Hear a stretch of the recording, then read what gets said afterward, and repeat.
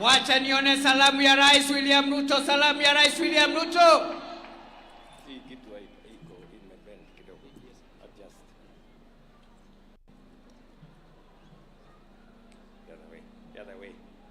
The other way.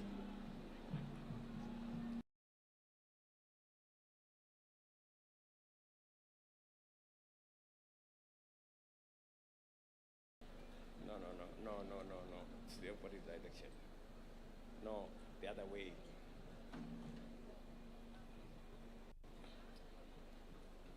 Ndugu wananchi wa Wajir, hamjambo?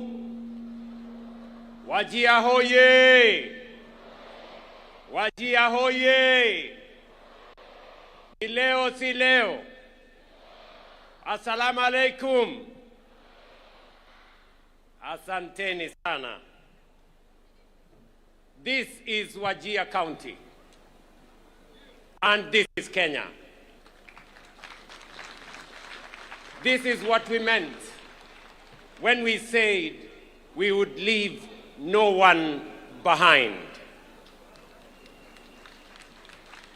The great people of Wajir County, distinguished leaders, ladies and gentlemen, today we make history. For the first time in 63 years of self-rule and national celebration, Madaraka Day is being hosted here in Wajir, in the heart of northern Kenya. This is not a mere ceremonial gesture. It is a national declaration. It is a moment of affirmation that Madaraka, our freedom, our dignity, our self-determination was never meant for some Kenyans and not for others. It was never meant for some regions and withheld from others. Madaraka belonged, still belongs, and will forever belong equally to every single Kenyan. Fellow citizens, on Madaraka Day in 1963, our freedom fighters did something consequential. They secured the transfer of political authority from colonial hands into African hands and into Kenyan hands. But self-rule was never simply about changing who holds power. It was about beginning the long but necessary journey of building a nation worthy of the sacrifices that secured its freedom. That promise, that work in progress, is the reason we are here today in Wajir. Decades after independence, this region was left behind through neglect, marginalization, discrimination, and policy failures. Sessional paper number 10 of 1965 entrenched a development paradigm that concentrated development in the so-called high potential areas. Vast regions like the former northern province were classified as marginal, as lesser, and as undeserving. The consequences, ladies and gentlemen, were devastating and long-lasting. Decades without adequate roads, without water, health, or schools. Communities pushed to the fringes of their own republic. Their patriotism questioned, their citizenship doubted, their aspirations undermined.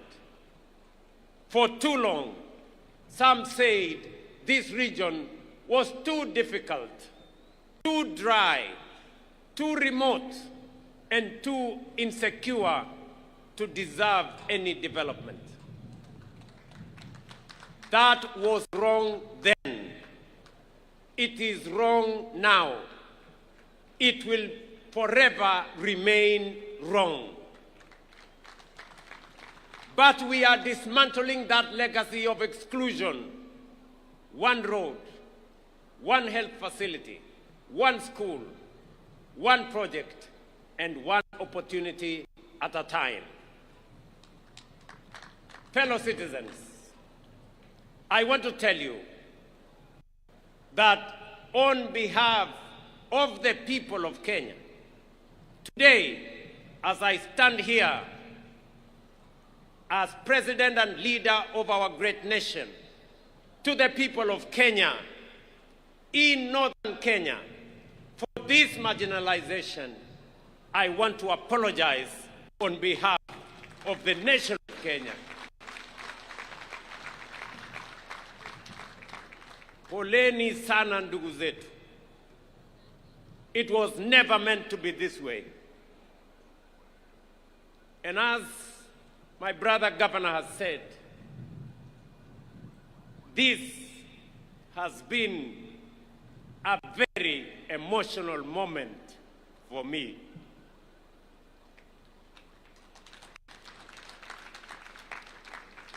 I want to tell you the story of Bakaja Ibrahim Osman.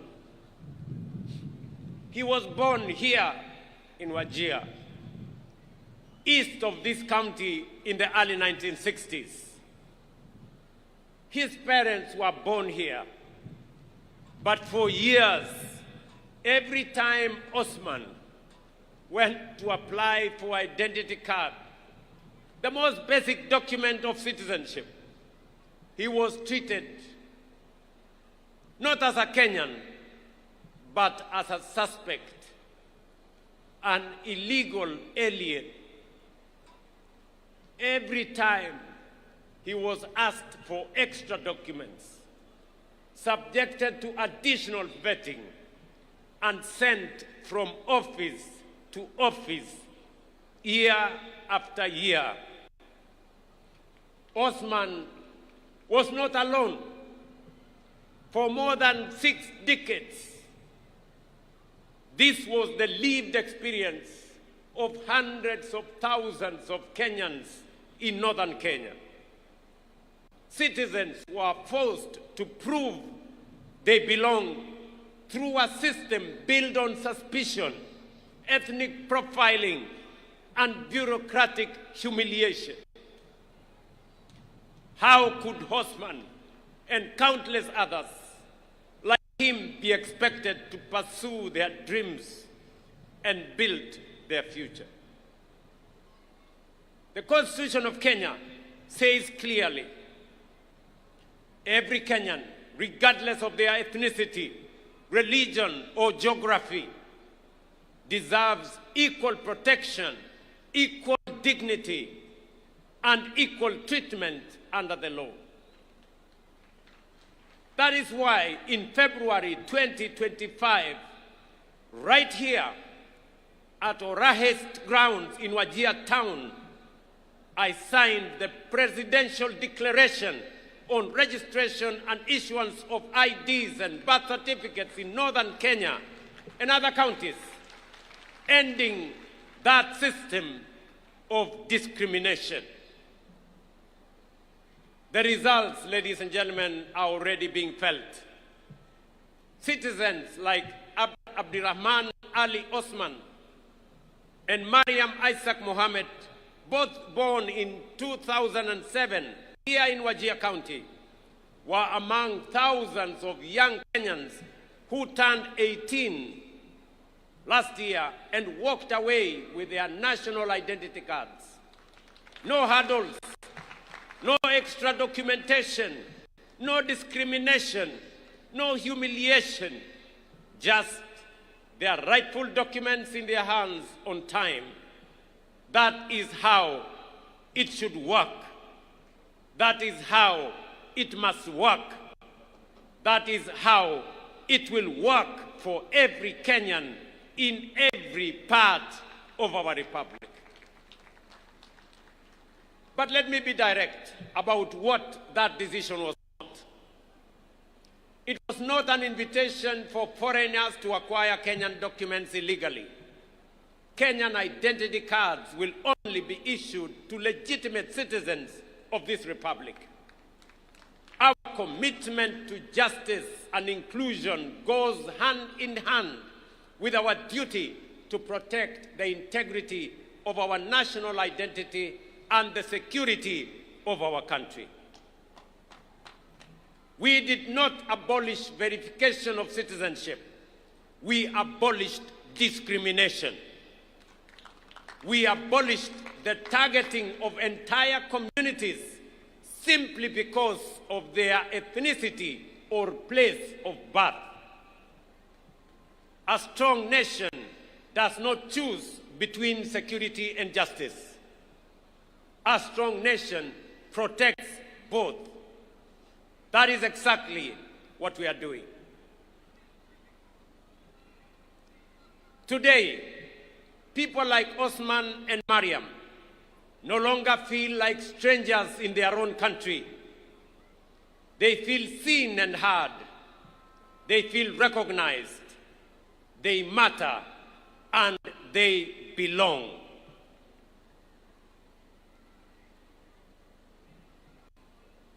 Ladies and gentlemen, yet we know that inclusion does not end with recognition. It must be reflected in people's daily lives, in the education of their children, the health that they access, the opportunities available to their young people, and the roads they travel on. That is why the bottom-up economic transformation agenda was conceived not merely as an economic program, but as a deliberate strategy for inclusion. This administration, my administration, has deliberately invested in northern Kenya and historically marginalized regions of our republic. Of all the investments, ladies and gentlemen, we are making in northern Kenya, none is more important than education, which is also the theme of this year's Madaraka: education, skills, and the future. Of all the tools a nation possesses, education is the most potent. It is the bridge between promise and possibility, between poverty and prosperity, and between exclusion and belonging. Unlike in 1963, the next frontier of Kenya's liberation will not be fought on conventional battlefields. It will be won in classrooms and lecture halls, laboratories and workshops, and in innovation hubs. The nations leading the world today and their position: South Korea, Malaysia, Singapore, invested in science, technology, engineering, and mathematics education and became a technology powerhouse. Singapore turned it to its people into the greatest resource.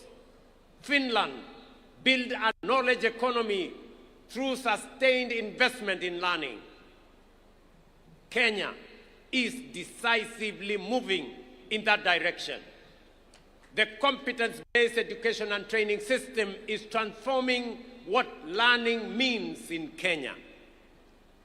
It is equipping our children not merely to pass examinations, but to think critically, solve problems, innovate, and compete on the global stage. It is designed around a simple but powerful belief that every child has unique abilities and talents worth discovering, nurturing, and unleashing.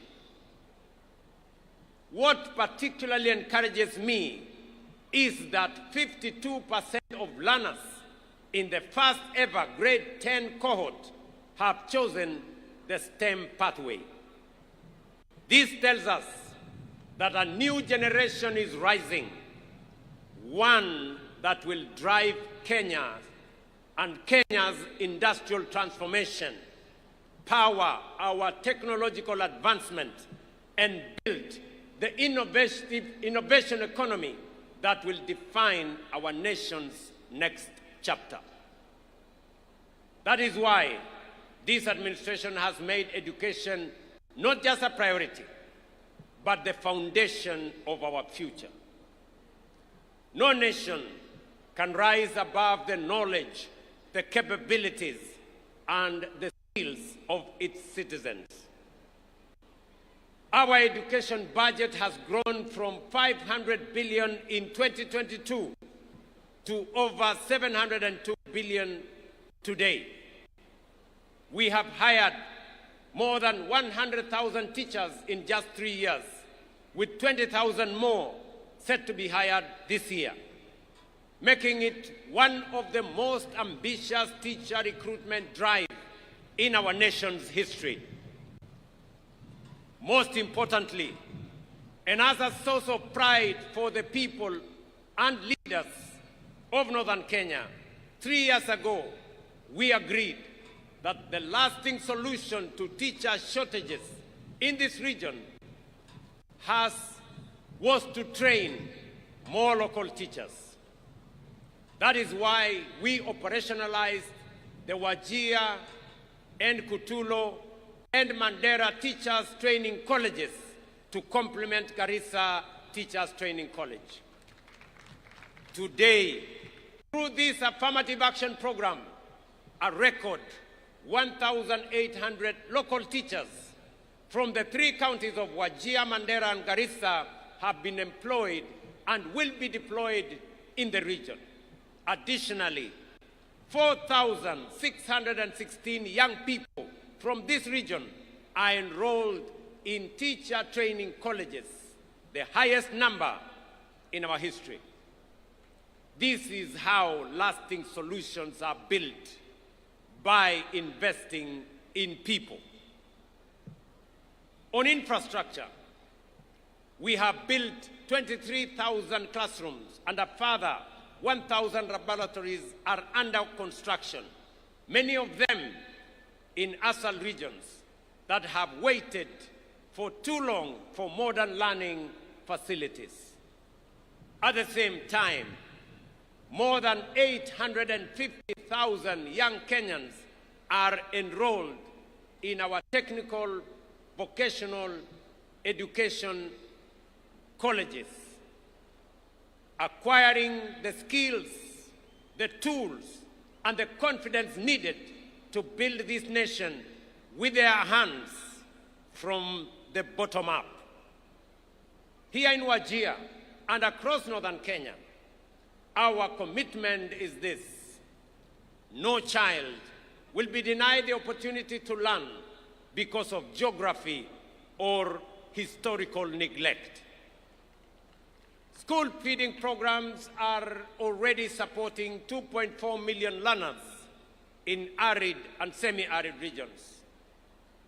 While we continue to deploy teachers, build infrastructure, and expand digital connectivity across this region.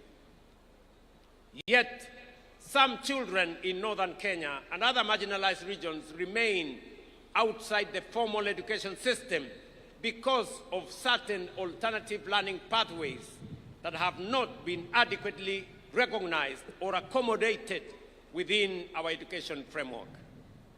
This challenge is particularly evident in the absence of a clear framework to recognize and integrate Duksi, Madrasa, and the program for pastoral instructions into the national education system. Today, I direct the Cabinet Secretary for Education to engage all relevant stakeholders and take the necessary measures under the Basic Education Act to consult widely and recommend appropriate measures for the formal integration of the same.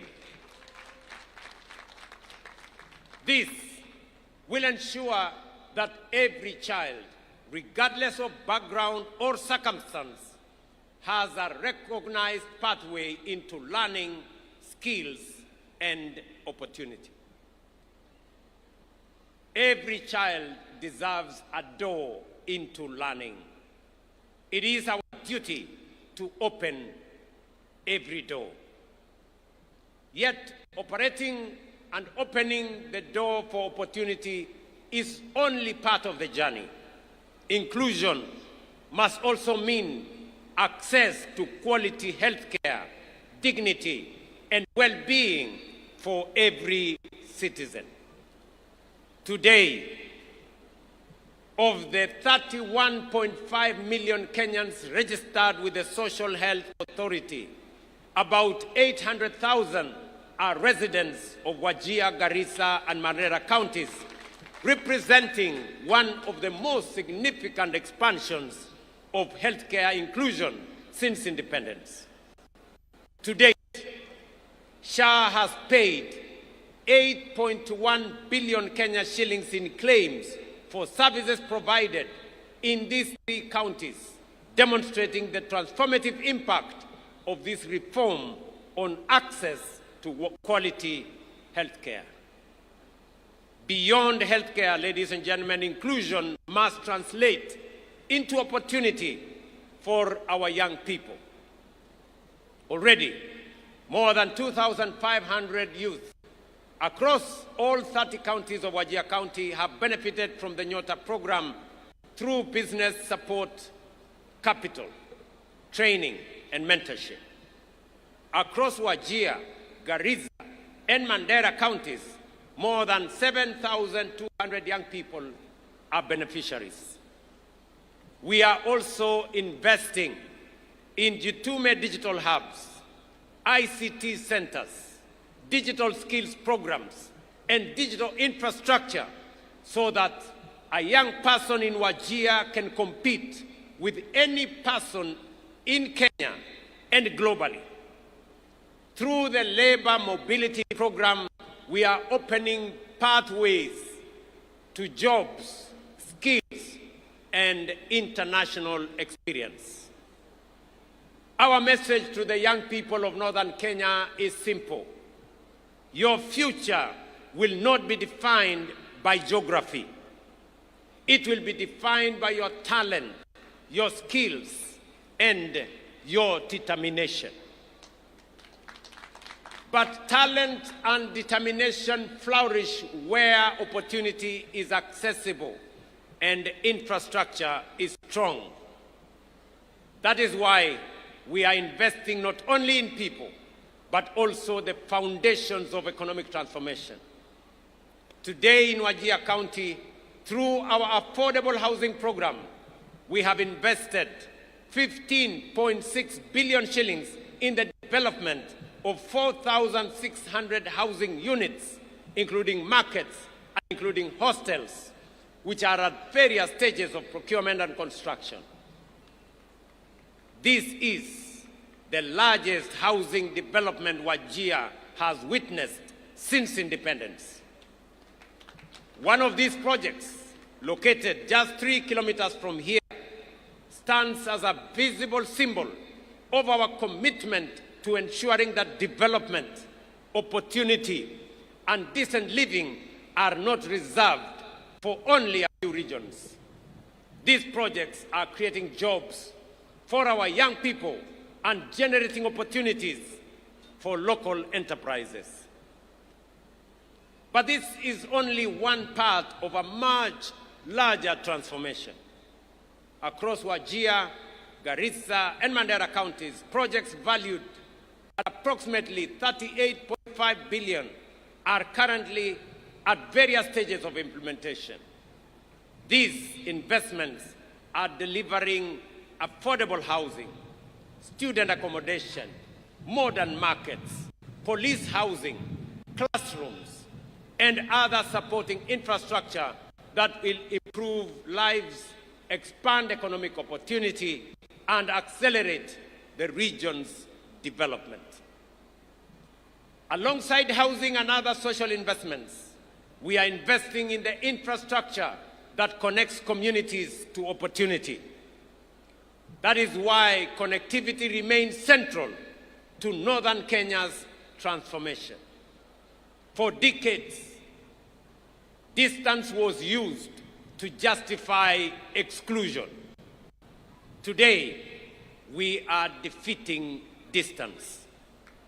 With a 750-kilometer northern Kenya gateway corridor linking Isiolo, Wajir, and Mandera, we are undertaking the most significant and consequential road investment in this region since independence, and connecting communities that were once isolated from markets, from investment, from development, essential services, and economic opportunity.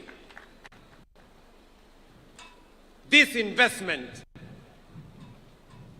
of road, this single road, is going to cost the government of Kenya close to 100 billion Kenya shillings. Si munajua ile barabara ya kutoka Isiolo, ile inakuja Modokashi, inateremuka inaenda Samata, inakuja mpaka hapa Wajir, alafu inatembea hapa Tarbaj, iende Kotulo, iende Kobo, iende Elwak, Gare, alafu ifike kule Mandera. Yes.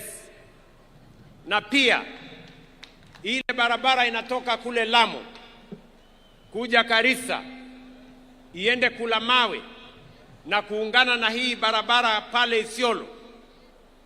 Ladies and gentlemen, this is more than a road project. It is a bridge between exclusion and opportunity, between neglect and investment, and between the Kenya that was and the Kenya that we are building together. And then there is livestock. Here in Wajir and across northern Kenya, livestock is more than an economic activity. It pays school fees, feeds families, creates jobs, drives trade, and in difficult times, sustains entire communities. The sector contributes about 12% of Kenya's GDP and 42% of agricultural GDP. In the ASAL counties, it accounts for more than 90% of employment and above 95% of household incomes. Yet for decades, pastoralism was regarded as one of Kenya's most valuable economic assets, while receiving limited support in animal health, markets, infrastructure, and financing. We are changing that through one of the most significant livestock restocking programs in recent years. We have distributed more than 52,000 sheep, goats, and cattle to over 10,000 households across 16 arid and semi-arid lands, helping families rebuild livestock wealth lost through drought and other shocks. To strengthen pastoral livelihoods, we have vaccinated more than 10 million animals, expanded local vaccine production to over 123 million doses, established feedlots and hay storage facilities, restored more than 300,000 hectares of degraded rangelands, expanded breeding programs, and strengthened livestock training, marketing, and market infrastructure, including here in Wajir. Today, we are also deploying an additional 2,000 agripreneurs for our ASAL counties seated right here, in our midst. They will provide last-mile agricultural advisory services, connect pastoralist communities to markets and finance, and support the transition to climate-smart agro-pastoralism and more resilient livelihoods. Together, with the 5,000 already in place, we now have 7,000 agripreneurs driving agricultural transformation across our country. The results of this deliberate intervention are already visible. Meat exports have increased by 84% from Kenya shillings 8.9 billion in 2022 to Kenya shillings 16.4 billion in 2025. Milk production has increased from 4.6 billion liters to 5.3 billion liters, while dairy exports have grown from 4.9 billion Kenya shillings to 14.2 billion Kenya shillings. These gains are translating into higher income for livestock and pastoral communities, stronger markets for producers, and greater confidence in the future of pastoral economy. But this is only the beginning. Just as crop farmers receive deliberate government support, pastoralists too deserve support for the assets upon which their livelihoods depend, because livestock is agriculture and pastoralists are farmers. That is why we will expand livestock support program through a new phase of strategic restocking, enhanced vaccination campaigns, improved feeding programs, drought-resilient interventions, and additional feedlots. Our vision, however, goes beyond production. Just as tea farmers own their factories through KTDA and dairy farmers own their cooperatives, pastoralists too must own and control the businesses built around their livestock. That is why we are establishing a Kenya shillings 5 billion county livestock investment company initiative to support more than 350,000 pastoralists across 21 ASAL counties to form and own livestock investment companies. Through these enterprises, they will gain access to markets, gain access to finance and insurance, and value add their produce. In phase one, the initiative will improve the livelihoods of more than 2 million household members. I have directed the Ministry of Agriculture and Livestock Development, in partnership with county governments, to begin immediate registration of these companies across all the 21 ASAL counties. We will also operationalize the Livestock Enterprise Development Fund, establish a national strategic fodder reserve, strengthen pastoral cooperatives, fully roll out the animal identification and traceability system, and invest in the infrastructure needed to unlock premium export markets across Africa, the Middle East, and beyond. We must move beyond live animals exports to higher value products such as meat, leather, and dairy. For long, many looked at livestock and saw subsistence. We look at livestock and see enterprise. We see exports. We see jobs. We see wealth. And we see northern Kenya becoming the gateway of Africa's livestock trade to the Middle East and to the world. This, ladies and gentlemen, is what inclusion looks like. This is what dignity looks like. And this is what we meant when we said we would leave no one behind. Ladies and gentlemen, fellow citizens, as we look to the future, we must also ask ourselves a bigger question. What will define the next chapter of Kenya's journey? For 63 years, we have worked to expand freedom, deepen inclusion, and strengthen our democracy. Today, our focus is equally clear: to transform Kenya into a prosperous, productive, and globally competitive nation.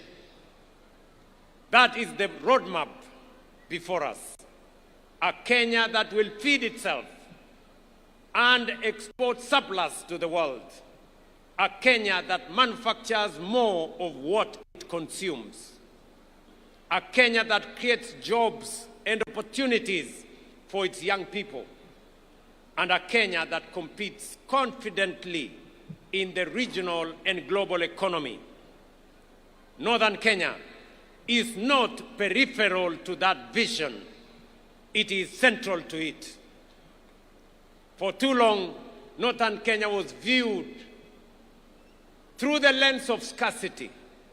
Today, we recognize its immense potential in renewable energy, livestock production, irrigated agriculture, trade, logistics, and regional commerce. Its strategic location at the crossroads of Kenya, Ethiopia, and Somalia places it at the heart of regional connectivity and economic opportunity. Positioned along the Lapsset corridor and between the Lamu and Turkana oil frontiers, Northern Kenya serves as a gateway to regional and global markets. Its people possess the resilience, the enterprise, and the determination that have sustained communities through some of the most challenging conditions anywhere that is imaginable. The future of Kenya's growth lies in unlocking the full potential of every part of our republic. That is why we are investing deliberately in Northern Kenya. Fellow citizens, if we are to unlock that potential, one resource will be fundamental: water. Water means irrigation. Water means food production, industry, resilience, and opportunity.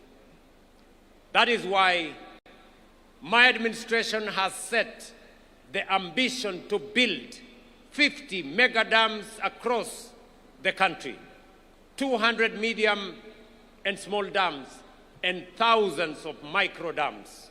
Projects that will bring 2.5 million additional acres under irrigation and food production and export production within the next 5 to 7 years. These dams, many in northern Kenya, including Isiolo on the Ewaso-Nyiro Basin, the High Grand Falls Dam on Tana River, the mega dam on River Dawa in Mandera, will become indispensable to our food security, our prosperity, and the future we are all building together. Fellow citizens, 63 years ago, our founding generation secured political freedom. Our responsibility is to ensure that every Kenyan experiences the full promise of that freedom. Freedom from exclusion, from neglect, from discrimination, and freedom to learn, work, and build a better future for ourselves and for our families.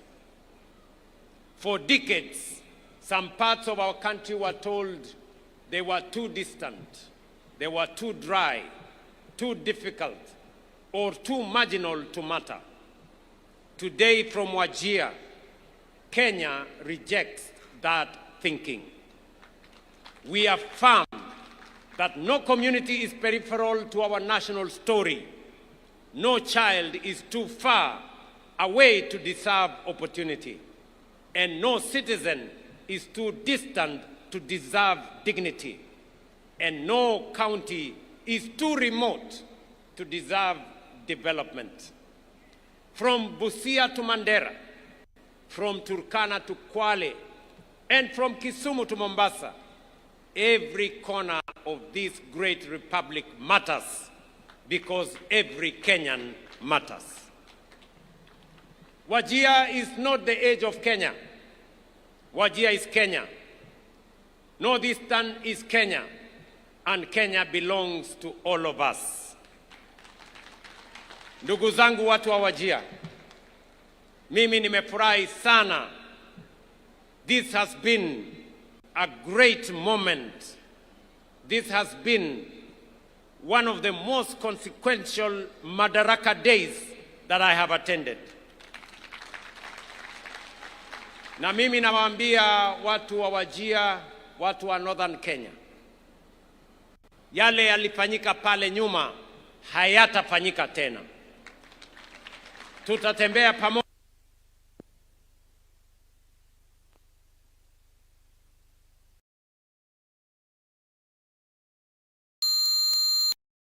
jengo kwa muda mfupi. Mimi nitahakikisha kwamba imekamilika na imekuwa kiwango ya kimataifa. Na baada ya kukamilisha uwanja huu vile mumeuliza, na mimi nakubaliana na nyinyi 100% kwamba huu uwanja uitwe Ahmed Khalif Wajir Stadium.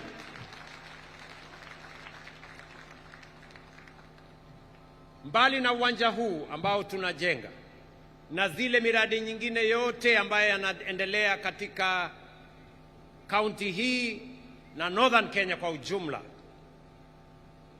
airport yetu hapa, wananchi wa hapa Wajir muliniuliza ya kwamba uwanja huu tuwe na entry mbili, ile ya wanajeshi wetu na pia tuweke terminal building ya wananchi ama a civilian terminal building.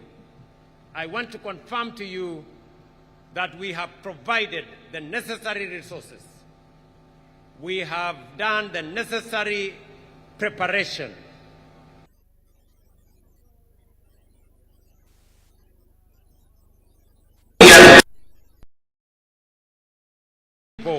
Of Wajir County and their visitors.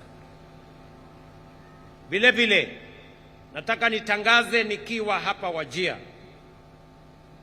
Hapa Wajir imesemekana ya kwamba ni mahali pa watu kukutana na ni mahali pa amani. Ndio jina hasa ya Wajir. Na sababu hiyo, nataka niwatangazie ya kwamba serikali ya Kenya tutawapatia pesa ya kujenga university ya Wajir. And that program is going to begin this year.